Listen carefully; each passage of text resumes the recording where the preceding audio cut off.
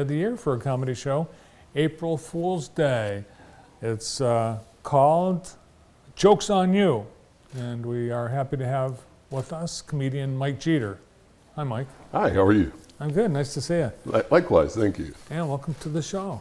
I'm very happy to be here. Mike, you've got, 5 or 6 fellow comedians you're teaming up with? Yes, sir.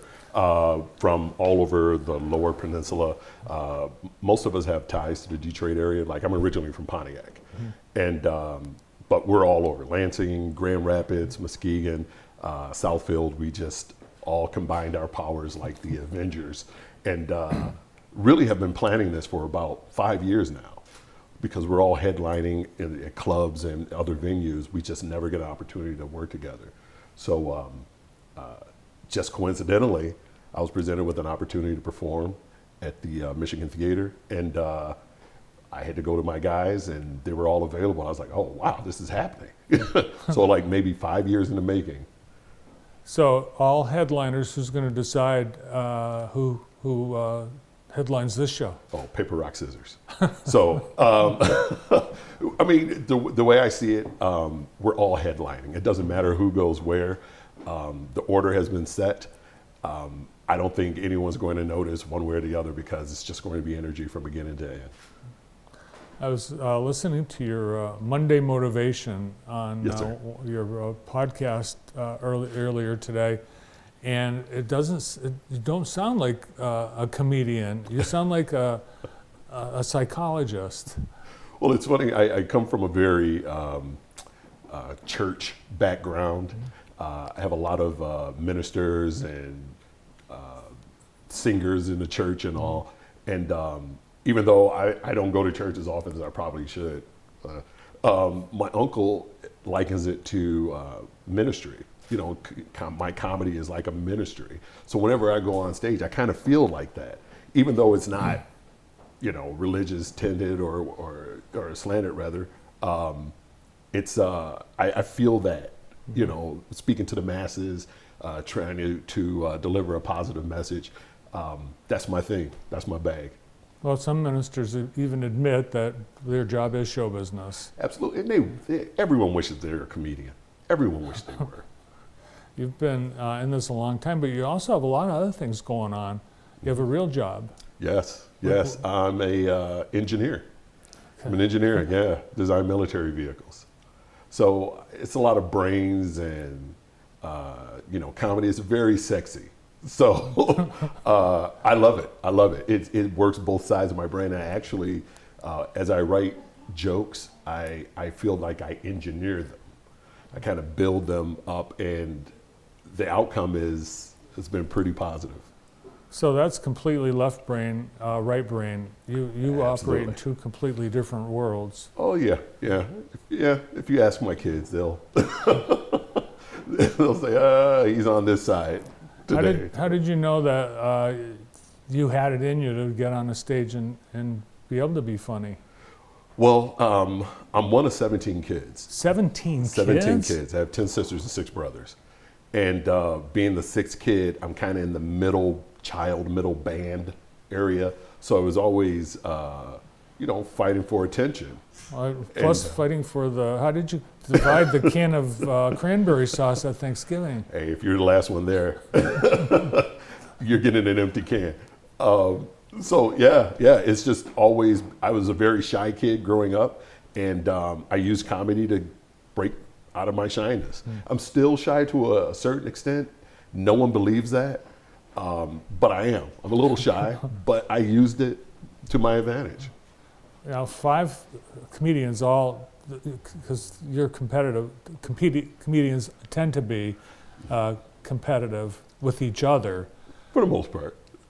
How do you, because you book the shows, you're a promoter too. Yes, sir. So how do you coordinate so that you're not presenting comedians doing the same type of material that it fit, you know, all together on one stage? How does that happen? And that's a really good question, because a lot of comedians tend to not want to book comedians that are same gender, same race, same age group. The amazing thing about me and these 4 other guys, and we have Tam White as our host. We all come from very diverse backgrounds, so we're coming to the audience. It's almost like a chaptered story of 5 different comedians, and I think the people will see that the only thing that we have in common is we're 5 men. Other than that, our backgrounds, lifestyles, what we talk about on stage, completely different. We were just last night, Brandon, we were talking about some of our favorite comedians, and Kevin Hart's name came up. He's somebody yes. that I would love to see, but Yes. you've had the chance to work with Kevin. Yes, sir. Most incredible experience of my comedy career. I would almost say my life, but as a parent, I have to say my kids are. But but no, it was the most incredible experience of my comedy career. He is the most down-to-earth person with that kind of status that you'll ever meet. He was a great individual. He was a great human being. He was fantastic to us. And I tell everyone that asks about it, I wish that everyone could have the feeling that I had those 2 days working with him. Did you open for him, or were you on the same stage as he was? No, sir. We were part of a show that he had on Comedy Central called Heart of the City.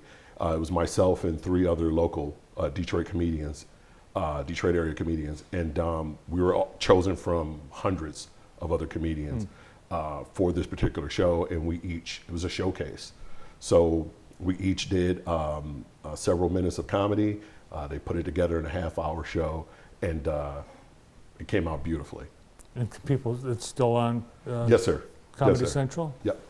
Now, I was surprised. I was at a comedy show last fall, and the headliner, Sebastian Maniscalco, Yes. it sounded like he picks an opening comedian from the town that he's touring in. Mhm.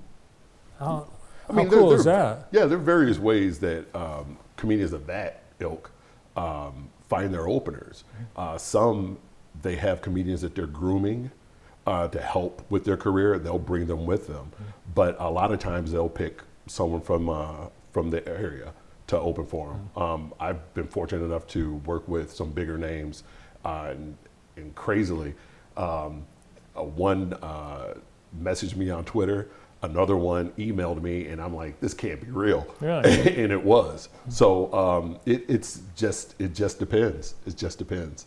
Yeah, you think you wouldn't want your opening act to be funnier than you, but then again, you'd want them to be funny enough to get the crowd all, in a good mood. Maybe that's the reason why I don't get asked a whole lot, because You're I too think funny? I'm funny. Yeah, they're like, oh, not this guy again.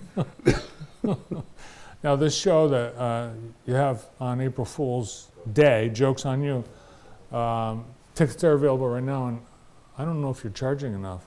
It's like $9. Is that a typo? Well, it kind of plays into the whole name of the show, Joke's on You. $9 through MichiganTheater.org, $10 at the door. And this show is easily, I was just speaking to one of the producers of the show, this show is easily a $25, $30 show with this type of talent. I truly believe that. And I think people are going to, wish that they paid more, which you still can after the show. But tell your friends, tell your family, spread the word. Everyone that's not going out of town, you should be at this show. I know Mike's got some jokes that aren't appropriate for TV, but what about this program? Who boy. is it open to all? It is not. We prefer 18 and up. Okay. It's not all audience, unless parents want to bring their kids. If you want to bring them to my job, by all means. And I've had parents do that. And I celebrate that. I point the kids out, not to embarrass them or to embarrass the parents, but to commend them on encouraging their kids to see live comedy. I started out listening to Mom's Mabley through the vent, at my aunt's house. Flip Wilson, Bill Cosby, Dick Gregory. So, and they all influenced me to get into comedy. So I kind of encourage parents, hey, trust me, your kids know. They know words. Just think, you could sell tickets to your 16 brothers and sisters and have a pretty good crowd. I'm just saying, at least I left half of the theater. Well, good luck. Hope you have a great show. Thank you. Thank you. Steve Tucker's been telling me about it, and he's very excited. It sounds like it's going to be a fun night on April Fool's Day. Yes, sir. I guarantee it, Jackson. Those that know me know. I'm bringing my friends. That's all I can say. All right, Mike. Thanks for coming in today. Thank you for having me. It was fun. You bet. Starring in Joke's on You, an April Fool's Day comedy show, Mike Geeter.